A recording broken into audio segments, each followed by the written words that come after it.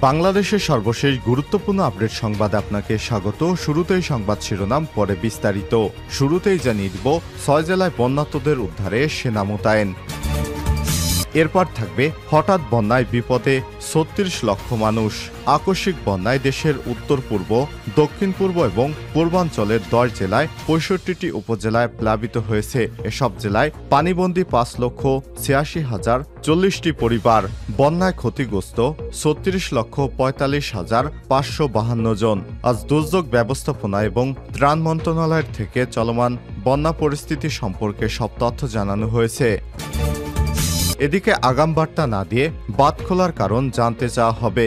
উপদেষ্টা পরিষদের বৈঠক। অন্তর্বর্তীকালীন সরকারের বন এবং পরিবেশ ও জলবায়ু পরিবর্তন বিষয়ক উপদেষ্টা সৈয়দা রেজওয়ানা হাসান বলেছেন, আগাম সতর্কবার্তা না দিয়ে বাঁধ ছেড়ে দেয় যে ভয়াবহ বন্যার পরিস্থিতি বাংলাদেশে সৃষ্টি হয়েছে সে বিষয়ে ভারতের কাছে আনুষ্ঠানিকভাবে জানতে চাওয়া হবে। একই সঙ্গে চলমান বন্যায় উদ্ধার এবং ত্রাণ তৎপরতা এবং বন্যা কবলিত এলাকা ঘুরে দেখবেন উপদেষ্টা পরিষদের সদস্যরা।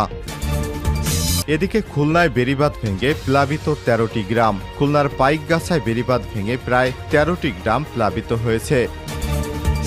জানিয়ে দিব, যেভাবে ঘুষ আদায়ে জাল ছড়িয়ে দিয়েছিলেন দীপুমনি। আওয়ামী লীগ সরকারের ৪ মেয়াদে ৩ বারের মন্ত্রী এবং একবারের সংসদ সদস্য ডক্টর দীপুমনি গ্রেপ্তারের পর ক্ষমতার অপব্যবহার এবং ঘুষ দুর্নীতির নানা তথ্য দিতে শুরু করেছেন। এবং সর্বশেষ জানিয়ে দিব, পাকিস্তানে বন্দুকধারীদের হামলায় ১২ পুলিশ সদস্য নিহত হয়েছেন। আহত হয়েছে ৬ সদস্য। তাদের অবস্থাও গুরুতর। ওই পুলিশ সদস্যরা ডাকাত ধরতে গিয়েছিলেন, তবে এখন পর্যন্ত কোনো গোষ্ঠী এ হামলার দায় স্বীকার করেনি। পাকিস্তানের সংবাদ মাধ্যমের খবরে বলা হয়েছে, সম্ভাব্য ডাকাত দলের উপস্থিতি টের পেয়ে পুলিশের একটি দল ওই এলাকায় টহলে বের হয়। টহল গাড়িতে অন্তত ২০ জন পুলিশ সদস্য ছিলেন। সমস্ত পুলিশদের উপর গুলিবর্ষণ করে ডাকাতেরা এবং রকেট চালিত গ্রেনেড ছোড়ে। পুলিশ সদস্যরা প্রতিরোধের চেষ্টা করেও ব্যর্থ হয়। শেষ পর্যন্ত ১২ জন পুলিশ সদস্য স্পট ডেথ অর্থাৎ জায়গায় মারা যায়। প্রিয় দর্শক, এতক্ষণ শুনছিলেন সংবাদ শিরোনাম, এবারে বিস্তারিত। তবে তার আগে বন্ধুরা, অনুরোধ থাকবে সংবাদটিতে একটি লাইক দিন। এই চ্যানেলে আপনি নতুন হয়ে থাকলে আমাদের সংবাদটি দেখতে দেখতে চ্যানেলটি সাবস্ক্রাইব করে রাখুন। কমেন্ট করে আপনার মূল্যবান মতামত জানিয়ে দিন বন্ধুরা, আপনি বিশ্বের কোন দেশ থেকে আমাদের সংবাদটি দেখছেন এবং শুনছেন। এবারে বিস্তারিত। ৬ জেলায় বন্যার্তদের উদ্ধারে সেনা মোতায়েন। বাংলাদেশের উত্তর পূর্বাঞ্চল এবং দক্ষিণ পূর্বাঞ্চলে বন্যা পরিস্থিতির অবনতি হয় বৃহস্পতিবার ২২ আগস্ট। চট্টগ্রামের মিরসরাই, কুমিল্লা, বুড়িচং, ব্রাহ্মণবাড়িয়ার আখাউড়া, হবিগঞ্জের শায়েস্তাগঞ্জ এবং মৌলভীবাজারের কুলাউড়া বন্যার্তদের উদ্ধার কার্যক্রমে সেনাবাহিনী মোতায়েন করা হয়েছে। আন্তঃবাহিনী জনসংযোগ পরিদপ্তর আইএসপিআর এর সহকারী পরিচালক রাশেদুল আলম খান স্বাক্ষরিত সংবাদ বিজ্ঞপ্তিতে সব তথ্য জানানো হয়েছে। আইএসপিআর জানিয়েছে, বাংলাদেশ সেনাবাহিনীর ১৭ পদাতিক ডিভিশন, ২৪ পদাতিক ডিভিশন এবং ৩৩ পদাতিক ডিভিশনের সেনা সদস্যরা নিজ নিজ দায়িত্বপূর্ণ এলাকায় মোতায়েন হয়ে নিরলসভাবে পানিবন্দী মানুষকে নিরাপদ স্থানে সরিয়ে নিতে উদ্ধার কার্যক্রম পরিচালনা করছে। এছাড়াও ফেনী, চট্টগ্রাম, মৌলভীবাজার, হবিগঞ্জ সেনাবাহিনীর ৫টি মেডিকেল টিম চিকিৎসায় সহায়তার জন্য মোতায়েন করা হয়েছে। এতে বলা হয়েছে, ২১ আগস্ট থেকে বাংলাদেশ সেনাবাহিনীর ৩৩ পদাতিক ডিভিশন সেনা সদস্যগণ ফেনী জেলার পরশুরাম এবং ফুলগাজী উপজেলায় বন্যা দুর্গতদের উদ্ধারে মোতায়েন রয়েছে। বাংলাদেশ সেনাবাহিনী বন্যা কবলিত জেলাসমূহে এ পর্যন্ত আনুমানিক ৬,০০০ বন্যা দুর্গত ব্যক্তিকে উদ্ধার করে বিভিন্ন আশ্রয় কেন্দ্রে প্রেরণ করেছে। পাশাপাশি বন্যার্তদের মাঝে ত্রাণ এবং খাদ্য বিতরণ চলমান রয়েছে। এছাড়াও বাংলাদেশ সেনাবাহিনীর অন্যান্য ফরমেশন সমূহ নিজস্ব দায়িত্বপূর্ণ এলাকায় বন্যা পরিস্থিতি অত্যন্ত সতর্কতার সাথে পর্যবেক্ষণ করছে। অসামরিক প্রশাসনকে সহায়তার জন্য প্রস্তুত রয়েছে বাংলাদেশ সেনাবাহিনী। হঠাৎ বন্যায় বিপদে ৩৬ লাখ মানুষ। আকস্মিক বন্যায় দেশের উত্তর পূর্ব, দক্ষিণ পূর্ব ও পূর্বাঞ্চলের ১০টি জেলায় ৬৫টি উপজেলা প্লাবিত হয়েছে। বন্যার পানিতে ডুবে ফেনী এবং ব্রাহ্মণবাড়িয়ায় ২ জনের মৃত্যু হয়েছে বলে জানিয়েছে মন্ত্রণালয়। তবে এখন পর্যন্ত ১০ জনের মৃত্যুর খবর পাওয়া গেছে। মন্ত্রণালয়ের তথ্য অনুযায়ী গত ২০ আগস্ট থেকে বন্যা পরিস্থিতি সৃষ্টি হয় কুমিল্লা, ব্রাহ্মণবাড়িয়া, ফেনী, চট্টগ্রাম, খাগড়াছড়ি, নোয়াখালী, লক্ষ্মীপুর, মৌলভীবাজার, হবিগঞ্জ এবং সিলেট জেলার ৬৫ উপজেলা প্লাবিত হয়েছে। মন্ত্রণালয় জানিয়েছে, বন্যা দুর্গত এলাকায় ত্রাণ বিতরণ কার্যক্রম চলমান রয়েছে। এসব এলাকায় 3,32,00,000 টাকা সহ পর্যাপ্ত ত্রাণ সামগ্রী বরাদ্দ দেওয়া হয়েছে মন্ত্রণালয় থেকে। ক্ষতিগ্রস্তদের মাঝে বিতরণের জন্য 19,650 মেট্রিক টন চাল, 15,000 বস্তা শুকনো এবং অন্যান্য খাবার বরাদ্দ দেওয়া হয়েছে। পানিবন্দী এবং বন্যায় ক্ষতিগ্রস্তদের জন্য 246টি আশ্রয় কেন্দ্র খোলা হয়েছে। এর মধ্যে 82,694 জন আশ্রয় নিয়েছেন।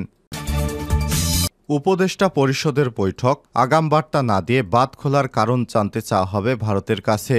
গতকাল বৃহস্পতিবার সকাল 11টায় রাষ্ট্রীয় অতিথি ভবন যমুনায় প্রধান উপদেষ্টা ড.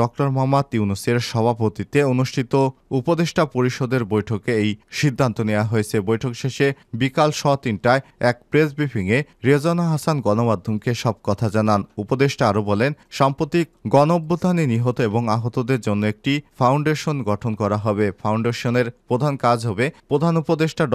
মোহাম্মদ ইউনূস। ফাউন্ডেশনের অন্যান্য গুরুত্বপূর্ণ পদে থাকবেন নিহত এবং আহতদের পরিবারের সদস্যরা। এই ফাউন্ডেশনের কাজ হবে নিহতদের ক্ষতিপূরণ প্রদান এবং আহতদের সুচিকিৎসা এবং তাদের পুনর্বাসন।